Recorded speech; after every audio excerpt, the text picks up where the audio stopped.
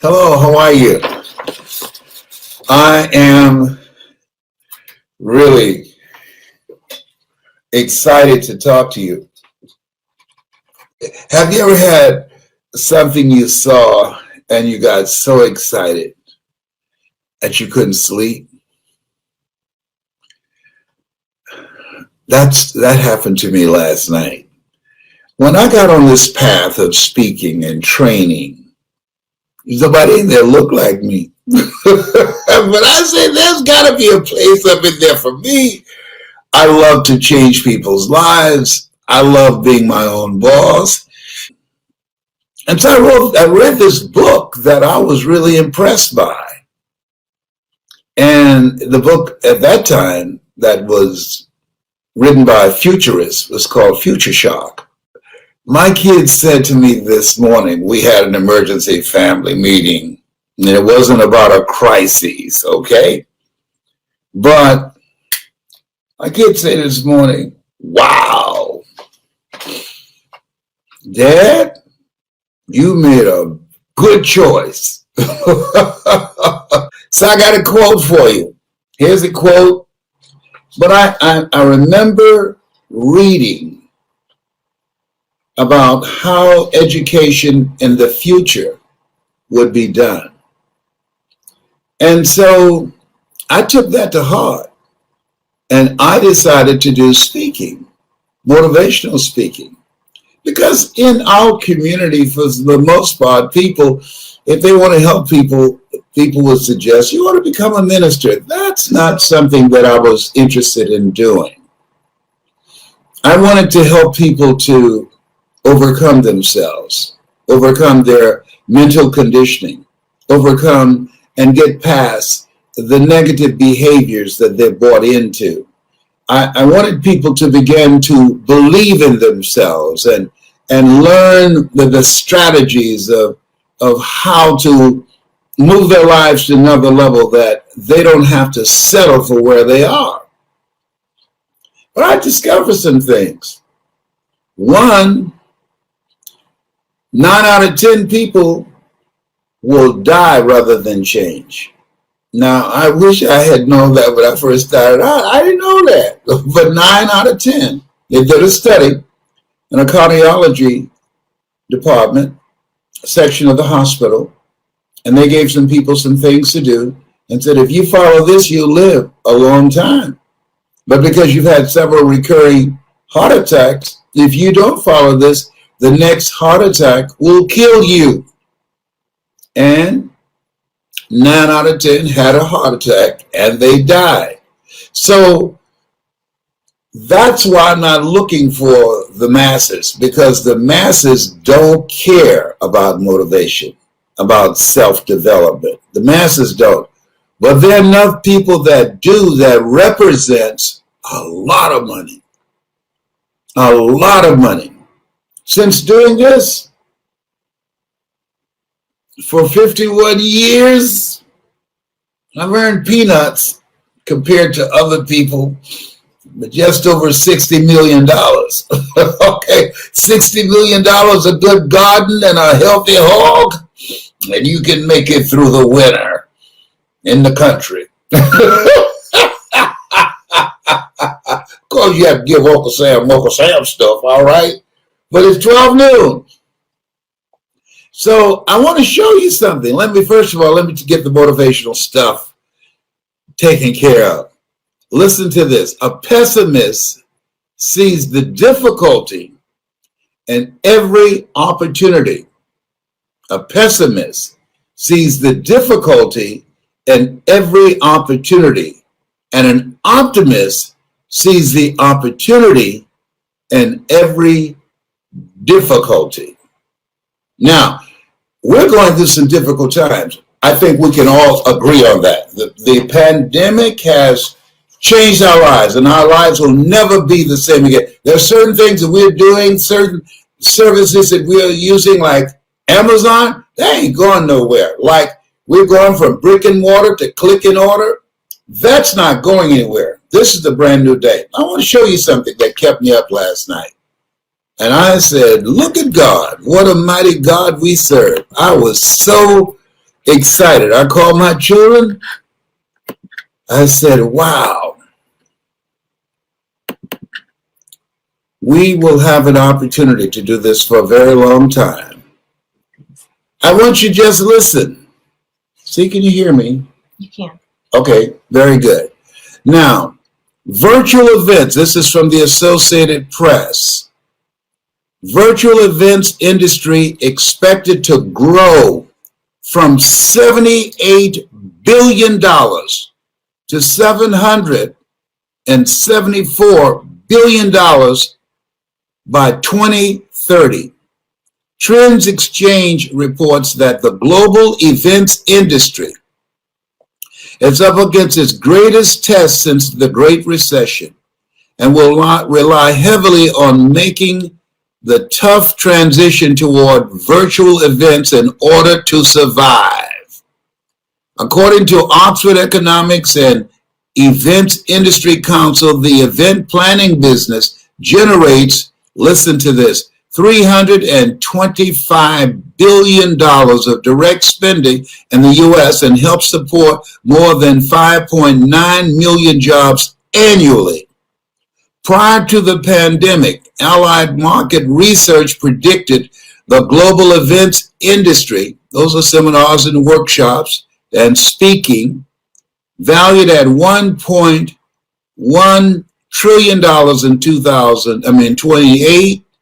2018, and would grow to $2.3 trillion by 2026.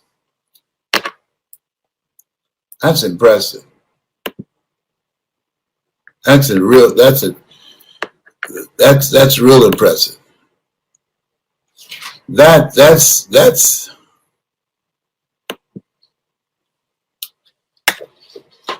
I don't know if you see what I see,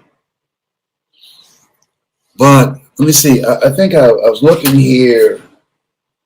Southwest Airlines just laid off 6,800 people. Disney World, Disneyland, 32,000 people.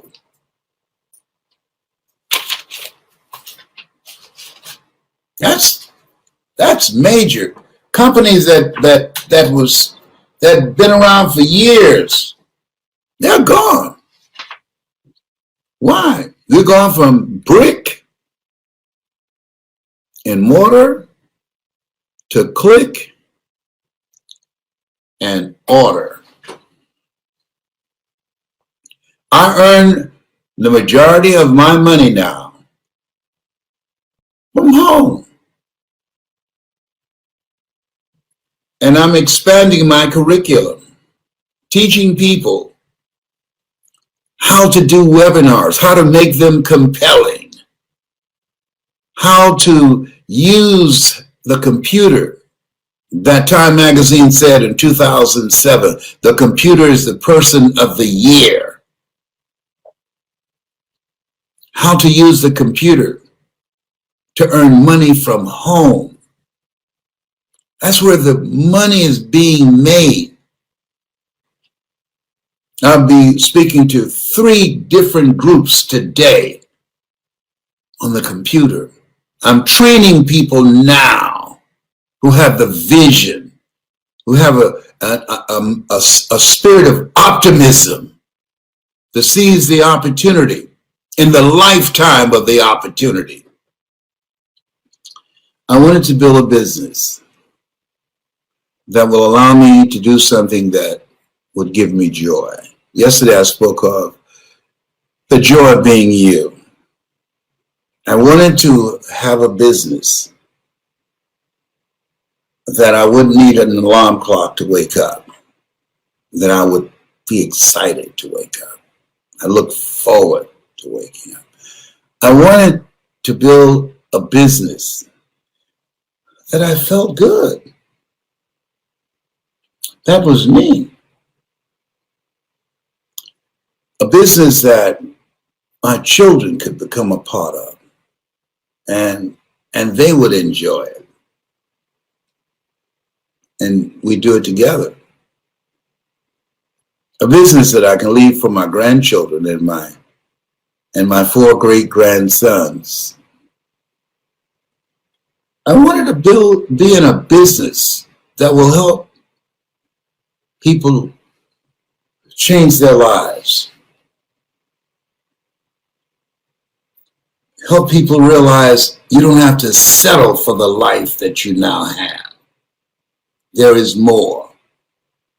But in order to have more, you got to be hungry. Why, Les? Because things are stacked against you.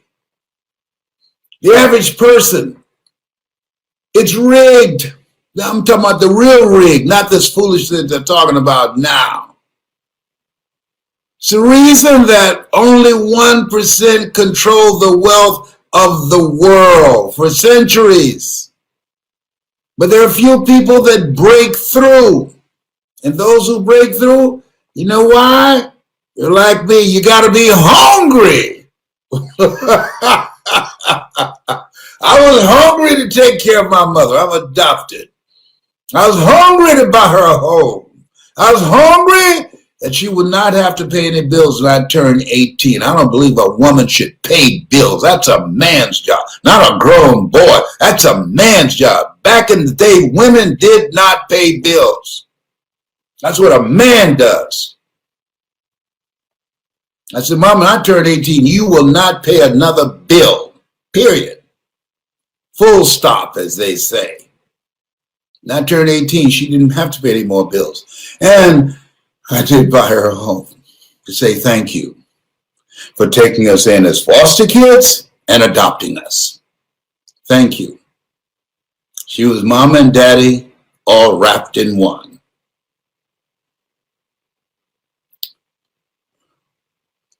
This is a new day. This is a new day. And if I can do it, no college education, if I can do it, being labeled educable, mental retarded, miseducated, 86% of kids that are put in special education are African-American males, misdiagnosed as educable, mentally retarded. That's what they said about me. And I said, Miss Mamie, this is best for Leslie. It is? Yes. We're going to put him back from the 5th grade to the 4th grade. Mama only had a 3rd grade education. Why y'all want to do that, Miss Carr? He's educable, mentally retarded. What does that mean? He's slowing all the other kids down. He's not exactly there. They put me in this room. I'll never forget. I was sitting in there, and they had a 2-way mirror. They didn't know I had watched, millennials don't know about this, a television program called Dragnet. Dun, dun, dun, dun. And they had 2-way mirrors where you look in and see what a person doing, but they can't see you, but you can see them. So they had this 2-way mirror. So they put me in here to give me a test to confirm that I was educable, mentally retarded. Here, Leslie, what is it? Here, we got these blocks. We want you to put these blocks together. Here. You see these pieces here? Yes, ma'am. Okay, it's like a puzzle. You ever seen a puzzle before? Yes, ma'am. Okay. We just want you to put them together, okay? Yes, ma'am.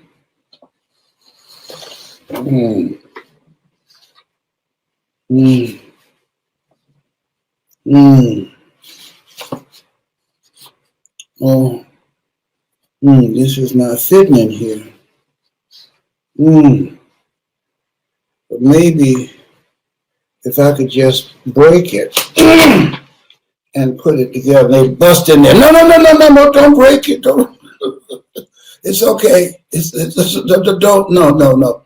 Just put it. No, I I can break it in half and I can put it together. I can make it fit. No, that's okay. Just put them down. But y'all not going to put me back up. Yes, this will be better for you. I can put it together. I can put it together. No, you don't. You don't have to break it. Just put it down now. Okay. I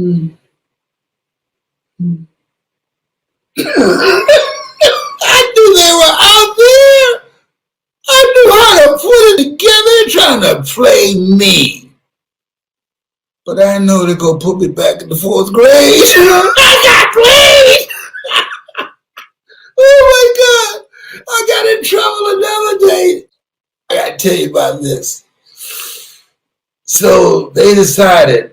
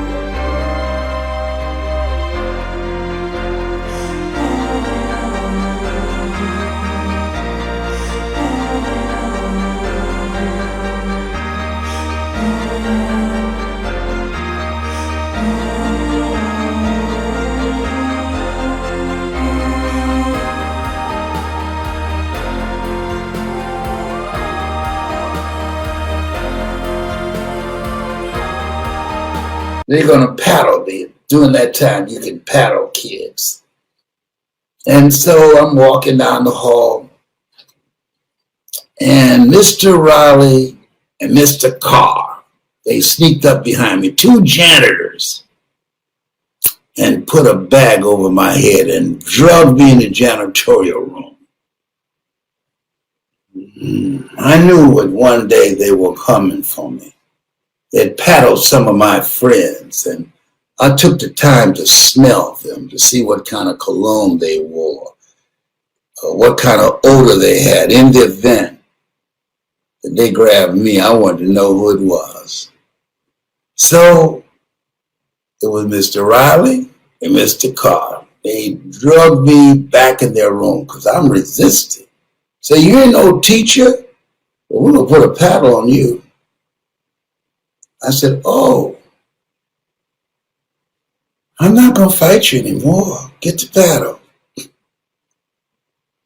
And so they said, bend over. I said, yes, sir. I say, but Mr. Riley, before you hit me, I want you to know, just bought a brand new convertible. It's red. Or what I can do with that roof. Mr. Riley, did you hear me? Mr. Carr, if you hit me, oh, I would put so much sugar in your gas tank. I'm looking forward to it. Y'all go ahead. Y'all take turns beating me. It's all right. It's all right. I smell you. I know who it is. No. It's Mr. Carr. Yes, it is. I know your odor. I smelled you. Go ahead. He turned the light on, took the bag off. Okay. All right. We're not going to beat you. Good call. Real good call. I'll take it easy here. Tell Miss Hunter she better find somebody else. Even if you change your cologne, I will find out who did it.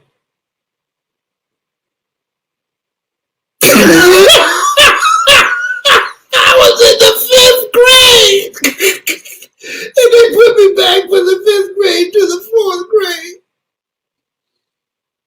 Never got paddled. Gotta have a program. Oh my goodness, I can't believe I'm telling y'all this. I'm turning red, but you can't see it. Goodness.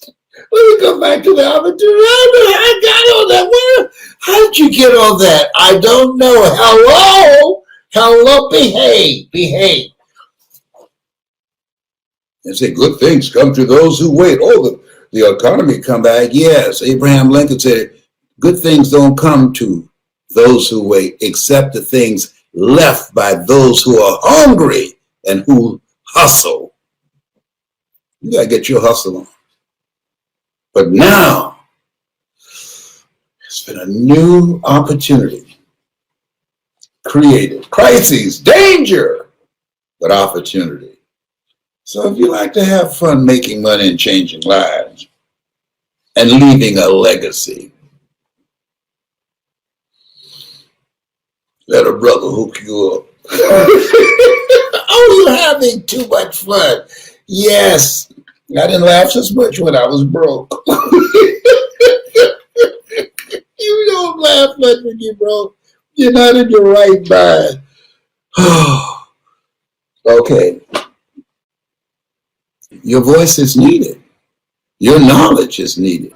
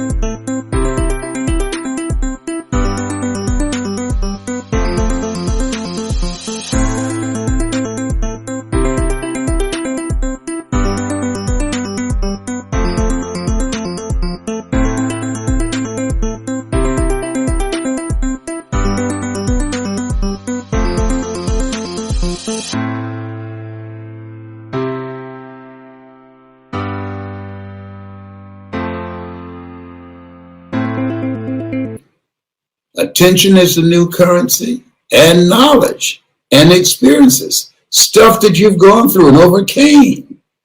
People can use that and they'll pay for it. And it becomes their survival guide to create a new future for themselves and for their families. You have something special. You have greatness in you. And don't let what's going on overshadow your greatness. Don't let what you're experiencing now convince you that you can't overcome it. You can. You're stronger than you realize. Sometimes we're not as strong as we can be until we have to be strong. Don't you mess with me. I've overcome some stuff, so I know you're strong. You're strong. That's what we say in Atlanta. You're strong. You got greatness in you. When you're pursuing your greatness, you don't know what your limits are. So you act like you don't have any. Greater is he that's in you than he that's in the world. These things ye shall do, and greater things shall ye do. This has been Mrs. Mamie Brown's Baby Boy. It's been a plum-pleasing pleasure, as well as a privilege.